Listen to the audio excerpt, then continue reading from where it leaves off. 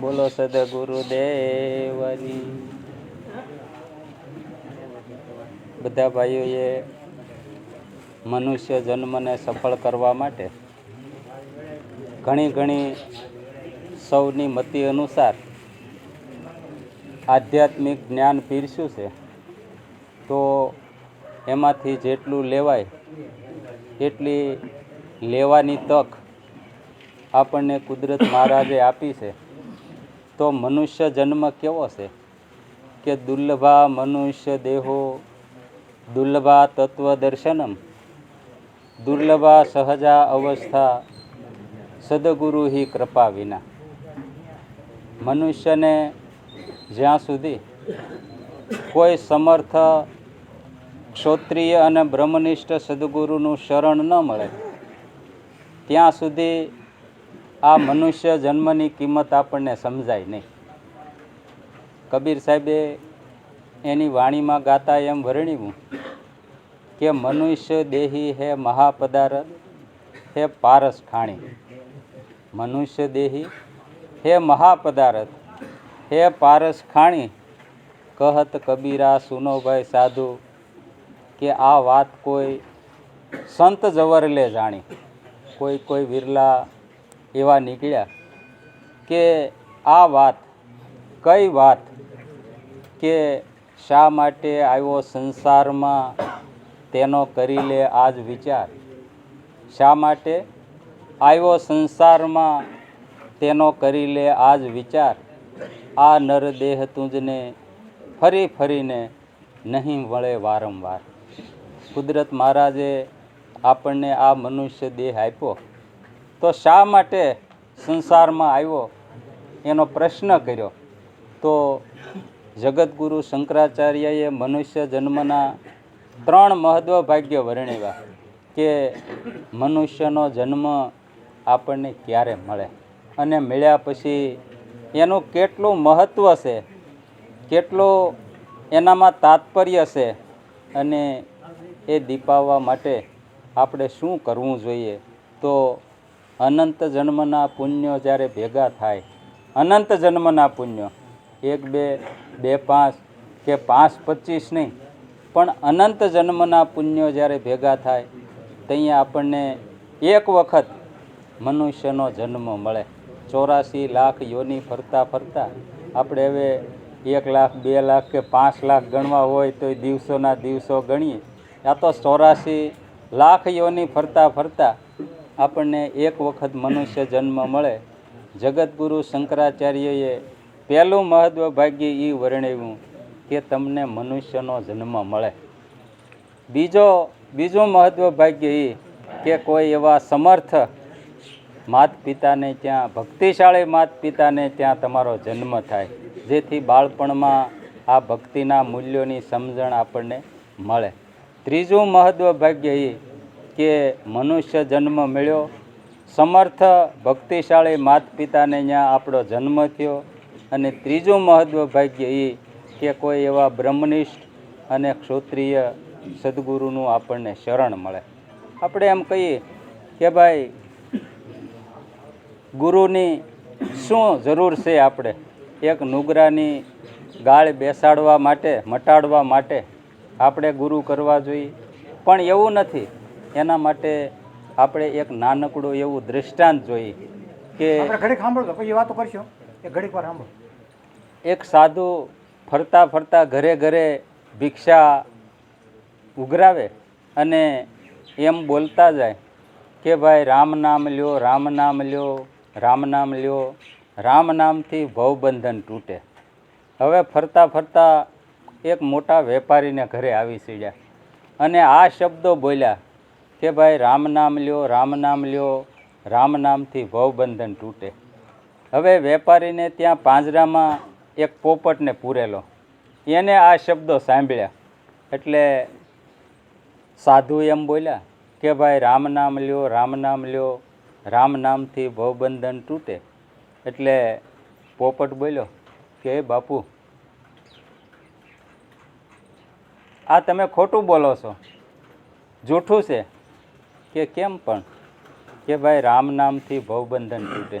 કે પણ હું જન્મથી આ મારા શેઠે મને પાંજરામાં પૂર્યો છે.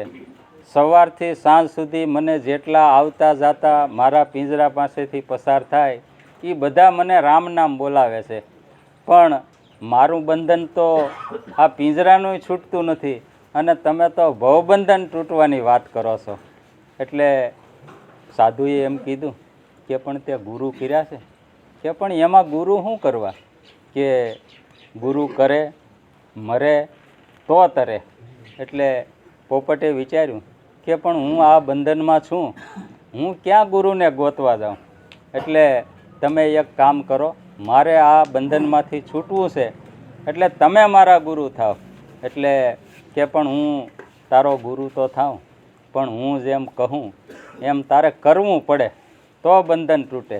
કે જો હું તને શિક્ષા આપું છું, તારે પૂરેપૂરી પાળવાની, તો તારું આ પાંજરાનું બંધન તો શું પણ ભવબંધન પણ તૂટી જાય.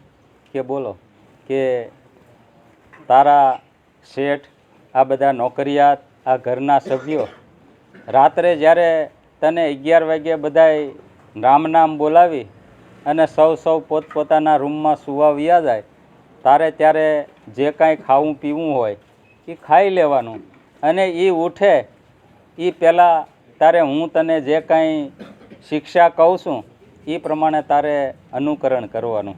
કે બોલો બાપુ, કે જો સવારમાં બધા ઉઠે એ પહેલાં તારે ઉઠી જવાનું, ખાવું પીવું હોય એ ખાઈ લેવાનું, પછી ડોક ઢાળી દેવાની, ડોકી લબડાવી દેવાની, અને જેમ મૃત હાલતમાં પીડ્યો હોય એમ તારે ચેષ્ટા કરવાની. એટલે આને તો ભવબંધન, પિંજરાના બંધનમાંથી છૂટવા માટેની લગ્ની કોને ન હોય ભાઈ, હે?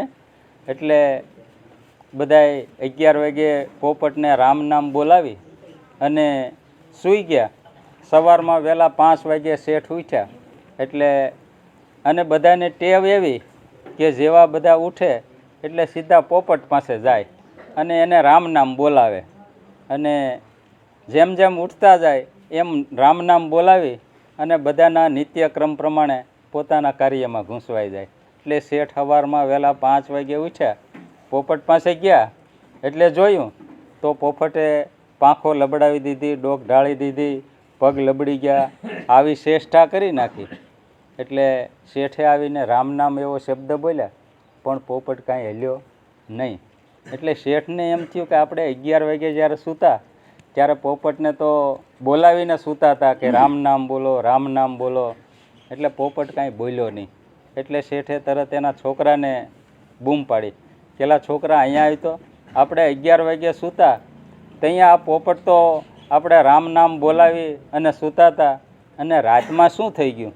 પાંજરું જોયું તો પાંજરું પેક હતું. નહીંતર એમ થાય કે બિલાડી કે કોઈ પક્ષીએ પોપટને મારી નાખ્યો હોય. પણ જોયું, છોકરો આવ્યો કે પપ્પા આ પોપટ તો બોલતો નથી, પણ એના શરીરના દેખાવ ઉપરથી લાગે કે પોપટ રામ શરણ પામ્યો છે. એટલે કે છોકરા હવે આને શું કરવું?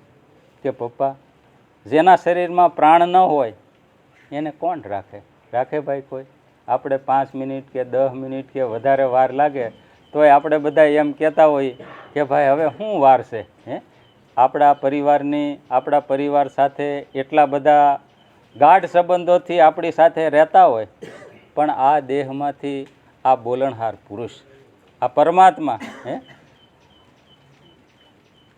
બોલે એ બીજો નથી, સે પરમાત્મા પોતે, પણ અજ્ઞાની એ જ આંધળો, જે અળગો રહીને ગોતે.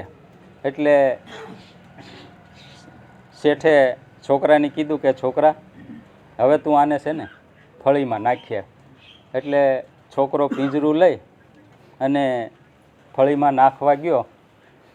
ઢાંકણું ખોલ્યું અને જેવો પોપટ જમીન ઉપર હેઠો પડ્યો એટલે ફરરદીને ઉડી ગયો. એટલે આપણું કહેવાનું તાત્પર્ય તો એ છે કે ગજને કારણીએ હું અસંભવ વીઠો, અણવાણે પગે ધાયો, ઊંચ કે નીચમાં હું કાંઈ ન જાણું, મને ભજે એ સંત મારો. જેમ આપણા પુરાણોની કથા છે કે એક મોટા સરોવરમાં હાથીનું ટોળું નાહવા માટે પીડ્યું, પાણી પીવા માટે. એમાં એક મગર એને હાથીનો પગ પકડ્યો હાથીનો પગ પકડ્યો એટલે પરિવારે જોયું કે હવે તો આને મગર ખેંચી ગઈ, એટલે બધાએ એમ થઈ ગયા કે હવે આપણે કોઈ એને બચાવી શક્યું નથી, એટલે બધા પાણીમાંથી બહાર નીકળી ગયા. હાથીએ ઘણા પ્રયાસો કર્યા પણ એ એમાંથી કારગત ન નીકળ્યો. અને જ્યારે આપણે બધા પ્રયત્નો કરીએ ત્યારે છેલ્લે ભગવાનને યાદ કરીએ. છેલ્લે બધા બળમાંથી આપણે હારી જઈએ ત્યાં ભગવાનને યાદ કરી. ત્યાં હાથી એવું બોલ્યો કે હે હરિ, હવે મને આમાંથી ઉગારજે. હરિ એટલું તો ન બોલી શક્યો, પણ ખાલી એક અડધી ઇંચ સૂંઢ બહાર રહી પાણીની બહાર, ત્યાં ખાલી એટલું બોલાણું. એટલે ભગવાન સૈયામાં બેઠા હતા, માતાજી એની સેવા વંદના કરતા હતા. એટલે ભગવાન હફાળા બેઠા છે કે પણ કે પણ મારો ભક્ત એક અત્યારે બહુ મુશ્કેલીમાં છે. માતાજીએ જોયું કે પણ હાથી છે એ તમારું નામ ક્યાં બોલ્યો, એ તો ખાલી બોલ્યો, એ તો ખાલી બોલ્યો. પણ ભગવાને એમ કીધું કે ગજને કારણીએ હું અસંભો ઉઠ્યો, અણવાણે પગે ધાયો. મોજડીઓ પહેરવાનો ભગવાને વખત ન લીધો અને ઝૂંડના મુખમાંથી હાથીને બસાવ્યો. એટલે ગજને કારણીએ હું અસંભો ઉઠ્યો, અણવાણે પગે ધાયો. ઊંચ કે નીચમાં હું કાંઈ ન જાણું, મને ભજે એ સંત મારો. એટલે હું કાંઈ ઊંચ નીચનો ભેદ કાંઈ જાણતો નથી, પણ મને મારું જે ભજન કરે એ મહાન છે. એટલે રામ નામથી જેમ પોપટનું પાંજરાનું બંધન તો છૂટ્યું, પણ ભવબંધન પણ તૂટી ગયું અને ગગન વિહારી બની ગયો. એટલે ભક્તિ એવી છે, ભક્તિ છે પક્ષીણી, એને જ્ઞાન અને વૈરાગ્યની બે પાંખ છે. ઉડી ચાલે આકાશમાં, એને સદગુરુ રૂપી બે આંખ છે. એટલે મહાપુરુષોએ કાયમ ગાયું કે ભક્તિ કરો, ભક્તિ કરો, ભક્તિ સર્વથી શ્રેષ્ઠ છે. બોલો સદગુરુ દેવ.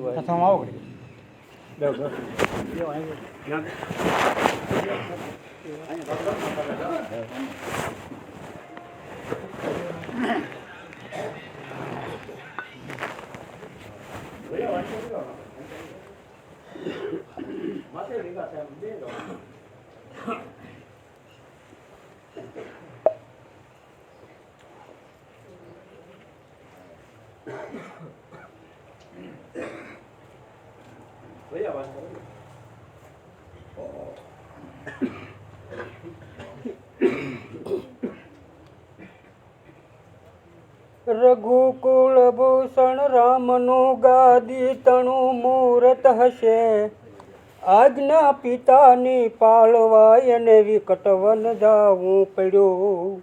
તજી સુખ વૈ ભવતણા અન સીતા વસે સહવાસમાં, અમ દેશની એ યાર રમણી અમર છે ઇતિહાસમાં. અમ દેશની એ યાર રમણી અમર છે ઇતિહાસમાં. તો આજે શોકનો ડાયરો છે.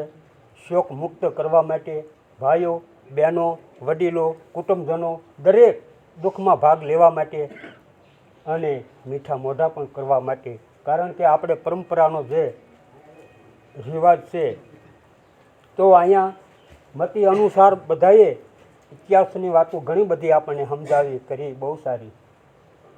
તો રામાયણ કે મહાભારત કે કોઈ પણ પુસ્તક બધાએ સાંભળ્યું જ હોય, આપણે બધાએ ખબર જ હોય. તો અહીંયા રામાયણ શબ્દ એક એવા છે કે જીવવાની જરૂરિયાત વસ્તુ છે. મહાભારત મર્યા પછી મોક્ષ તરફ લઈ જવાની વસ્તુ છે. અહીંયા કોઈ કવિને પ્રશ્ન પૂછ્યો કે રામાયણ, ગીતા અને મહાભારતમાં ફેર શું, ત્યારે કવિએ સારો ઉત્તર આપ્યો. મારું મારું કરે ટૂંકમાં એને માટે મહાભારત, અને તારું તારું કરે એને માટે રામાયણ. રામાયણની અંદર કોઈ જગ્યાએ સીતાજી ફરિયાદ કરી નથી, બોલ્યા નથી, અને સીતાજી બોલ્યા હોત તો દુનિયામાં રામાયણ ન હોત. મહાભારતની અંદર દ્રૌપદી જો મુંગાર્યા હોત તો દુનિયામાં મહાભારત ન હોત. આ સીતાજી, આ દ્રૌપદી. પણ ટૂંકમાં એક કહી દઉં વાત રામાયણની અંદર કે જંગલમાં રહેનારી અભણ બાઈ, એક અબળા, ઘણા બધા આપણે ઇતિહાસ તો સાંભળ્યા હશે, પણ ટૂંકમાં કીધું કે સબરી એનું આગલું નામ કાંઈ મહારાણી હતી. હવે મહારાણીને એવો વિચાર આવે કે આપણે ભારત દેશની યાત્રાએ જઈએ. એકવાર યાત્રા કરતાં કરતાં કરતાં છેલ્લે ગંગા તટ આવે. ગંગાની યાત્રા એક અધૂરી. કેમ મહારાજા શ્રવણને બધા તીર્થો કરતાં કરતાં અયોધ્યાનું એક બાકી હતું એમ ગંગા તટ વ્યાવે. પણ મહારાણીને એમ કે 78 ઋષિઓ 78,000 ઋષિઓ ગંગાને કિનારે બેઠા બેઠા જપ કરે, ઈશ્વરનું ભજન કરે, તો એના છેલ્લા દર્શન કરી લો. મહારાણી ગંગા તટ વ્યાવે ધીમે ધીમે. પણ અહીંયા કોઈએ ઋષિઓને કીધું કે મહારાણી સ્નાન કરવા આવે તો તમે એની મર્યાદા જાળવવા માટે એકવાર વનમાં જતા રહો. અને ઋષિઓને આમંત્રણ આપ્યું એટલે બધા ઋષિઓએ કુટિયા ખાલી કરી, ઝૂંપડા ખાલી કરી વનમાં જતા રહ્યા. અને અહીંયા મહારાણીને ખબર પડે કે ઋષિઓના દર્શન નહીં થાય. કોઈએ કીધું કે ભાઈ તમને એ મહારાણી આ ઋષિઓના દર્શન નહીં થાય. ત્યારે કેમ નહીં થાય? તો કે તમે મહારાણી છો અને અહીંયા ગંગાને કાંઠે સ્નાન કરવા જાઓ તો ઋષિઓને આજ્ઞા આપી દીધી કે મહારાણી સ્નાન કરવા આવે માટે એની મર્યાદા જાળવવા માટે તમે વનમાં જતા રહો. બધા ઋષિઓ વનમાં ગયા, વૈયા ગયા. અને મહારાણીને દુઃખ થાય કે ઋષિઓના દર્શન નહીં થાય, મારે માટે ઋષિઓને વનમાં જવું પડે. આવી મોટાઈ મારે શું કામની? આવું પાન મારે માટે શું કામનું? મોટાઈ મારે નથી જોતું. ઈશ્વરને મનોમન પ્રાર્થના કરે કે સંતોને સંતાવવું પડે, ભક્તોને ભાગવું પડે રે. હે પ્રભુજી એના પાપ રે આવીને અમને નડે રે. મોટપણું મારે શું કામનું રે. હે પ્રભુ, આવી મોટાઈ મારે માટે શું કામની? મોટાઈ મારે નથી જોતી. એમ કરી ગંગામાં પડતું મૂકે. અને પડતું મૂકે એટલે ડૂબી જાય. ડૂબી જાય એટલે બીજો જન્મ. જંગલમાં ભીલને ન્યાય એક અવતાર